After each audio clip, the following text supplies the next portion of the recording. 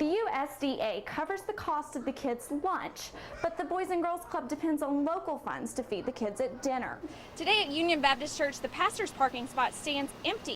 The Reverend Hassan Fields is sitting in a jail cell today. Superintendent Lyons estimates that about 50% of students either walk or ride their bikes to school. There are almost 1,000 miles of shoreline that the Corps needs your help in keeping clean. For the Rockbridge Report, I'm Laura Sanders. VMI cadets parade before each home football game, but this event stands out from the rest. Please welcome the 46th Vice President of the United States, the Honorable Dick Cheney. A 19-gun salute welcomes the Vice President to campus. His third official trip to VMI, but his first and final visit as VP. VMI is truly one of America's finest institutions. Vice President Cheney speaks to the crowd for almost 10 minutes. He promises success in the war against terror. In the great struggle of the early 21st century, we will never give in to the jihadists. We will oppose and confront them until we defeat them. After his remarks, the cadets march, hey! And the regimental staff shakes the hand of the nation's second in command. It's pretty exciting. It's a unique opportunity that, not every college student gets and not even every VMI cadet gets. This is the biggest parade we've ever had here that I've worked with. The fanfare ends an hour after the first beats of the drum.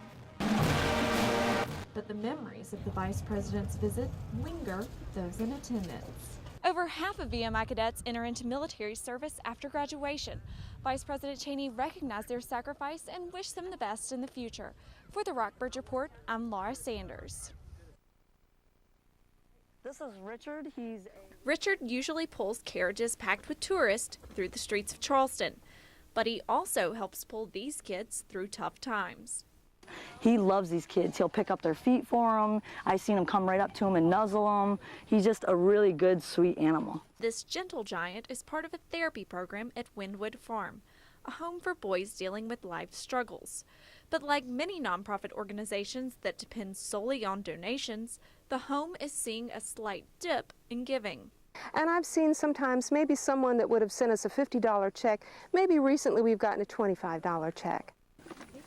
Development Director Judy Ward says the farm could lose some state funding as lawmakers consider budget cuts. But no matter what, Ward says the slowing economy won't slow down the farm's progress. We're just very proud of what happens here at Wynwood. We're very successful with what we do. Success that sometimes starts with a nuzzle. Helping these children wash away problems from the past and work on building a successful future. Laura Sanders, News 2. Ella and Lee Sayer walk home from school every afternoon. We had to walk down this hill and then we're there, that's all. Crossing guards and sidewalks keep them safe on their way home from school. But not all of Lexington's streets are pedestrian friendly. That's where the Safe Routes to School program comes in. Lexington City schools don't have a busing system. Superintendent Lyons estimates that about 50% of students either walk or ride their bikes to school. The Virginia Department of Transportation gave the school system $10,000 for walking and bike riding programs. The school also hired traffic engineers to study city streets. They recommend crosswalks, sidewalks, speed bumps, and more signs. Improvements costing taxpayers almost $100,000. So a lot of these things that the traffic engineers suggested are going to be able, the city already has funds to do that. But it's not that easy, according to City Manager John Elistad. People are not going to be extremely interested in paying additional taxes for things. So how we can fit some of these things into our budget is going to be a real challenge. Elistad and the Planning Commission reviewed the report and agree that improvements need to happen. But it will be up to the City Council to decide what goes in next year's budget. I'm confident they're going to fix things up and make them a little safer. Ella and Lee hope so. We walk to school with our friends usually, and it's just fun. For the Rockbridge Report, I'm Laura Sanders. Lehigh Travel Plaza, north of Lexington on Route 11, is a familiar landmark to most locals.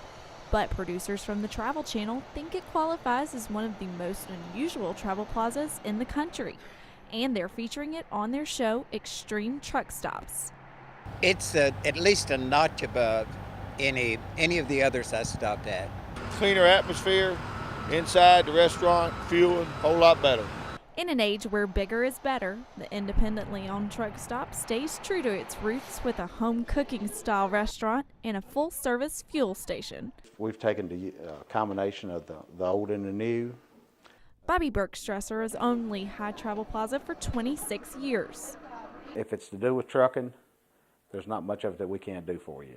He and his employees made sure everything was perfect for their national debut.